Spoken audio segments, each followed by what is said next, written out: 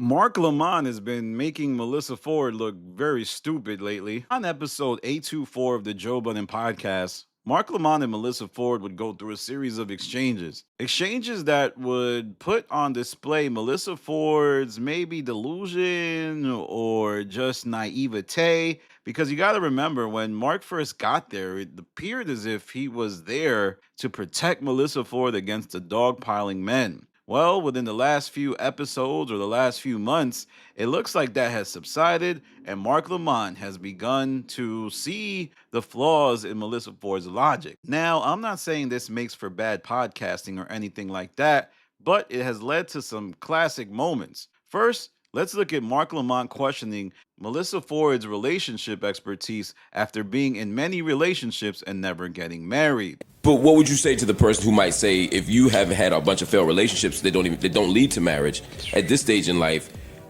does that diminish your value?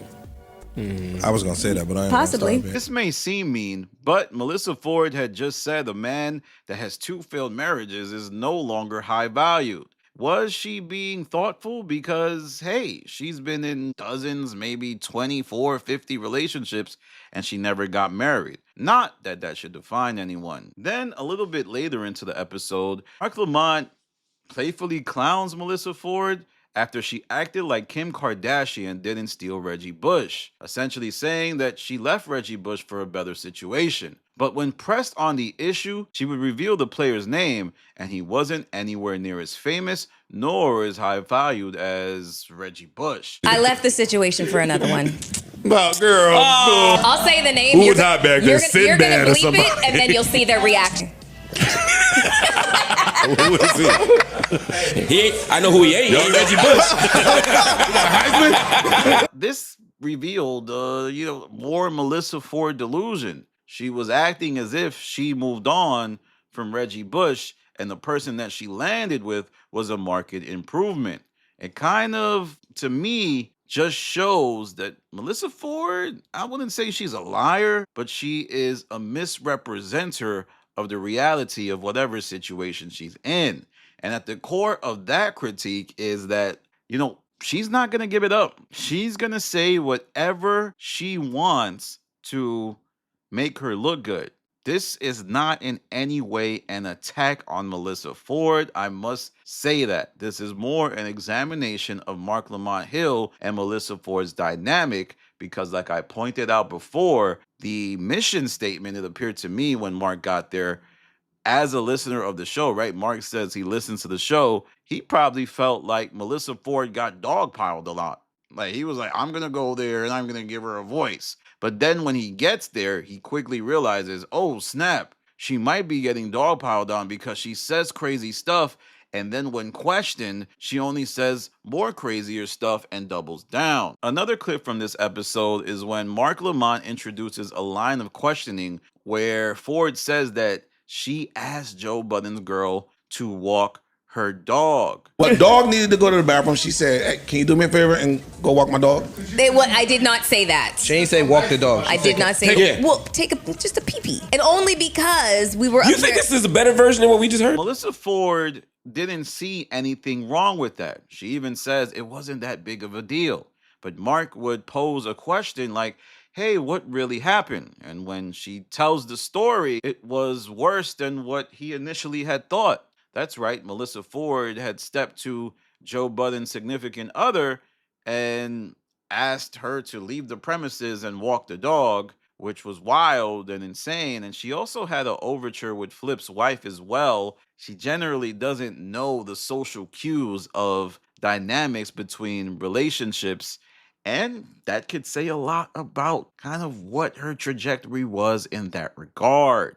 Then the final exchange might be the funniest, with Marc Lamont kind of making fun of Joe Budden's idea of having Melyssa Ford be a relationship coach. And he even does jokes like, oh, if you're going to be a relationship coach, maybe you should also film a content about you trying to be a lawyer, you trying to be several things, which you're not good at. Would you do a show Sorry, what as with you being the relationship expert? Yes. Now, would this be a part of like a whole series of things like relationships, car mechanics, astronaut? Would it be just a bunch? Like, would Yo, you be trying yo, different things? crazy. Astrophysicist. Right. Just doing different shit. Now, that was hilarious. That was very funny. But Melyssa Ford would fire back, basically saying, hey, you're just a teacher, Mark. You know, those who can't teach. Well, I mean, you know the saying, right? Those that don't do teach. No. And Marc Lamont, never letting anyone have the upper hand, would fire back saying that Melyssa Ford is back on Friday so he could teach her how to pod. That's why I let you back on Friday so I can teach you how to pod. I think in that exchange, we confirm that Melyssa Ford was suspended or asked to step down. And it's interesting. Marc Lamont is deconstructing the myth of Melyssa Ford being not helped on the pod, not necessarily looked at as someone who is valued in terms of her opinion. But we have to also acknowledge that Melyssa Ford has been improving. Could it be that Melyssa Ford is unlike Ish in terms of how Marc Lamont was able to make him a worse podcaster, but on the opposite end, he's making Melyssa Ford a better podcaster? Something we have to examine. Now, this style of video is more an examination of the dynamics between the cast and how their relationships evolve over time. Because what I've noticed in making this channel is that, you know, when someone first arrives, the dynamic is totally different once they start to podcast together. For example, Ish and Flip. When Flip first got there, Ish and Flip used to butt heads, but it seems like they came to a better understanding and Flip decided to leave Ish alone. Same with Ice and Ish. When they first got there, they were two peas in a pod. But as Ish started to observe the preferential treatment Ice gets in terms of him not being attacked to the same extent as Ish, they started to develop some type of, not let's say tension or knockout, drag out drama, but just some type of separations in the way that they viewed their contributions to the podcast. Only time will tell, and we will see how this Marc Lamont Hill dynamic evolves with Melyssa Ford. But what I do know is that Marc Lamont has taken the gloves off and is no longer there to make sure that her voice is heard, and I think it'll make for some entertaining podcasting. But let me know what you think about these series of exchanges between Melyssa Ford and Marc Lamont.